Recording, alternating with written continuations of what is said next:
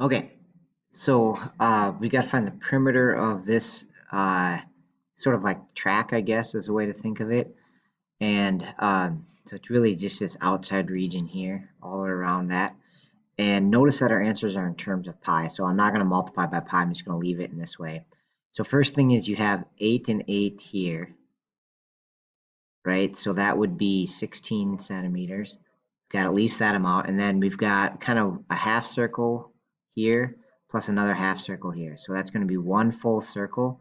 And if you look here, the radius is going to be half of that 8. So our radius is going to be 4.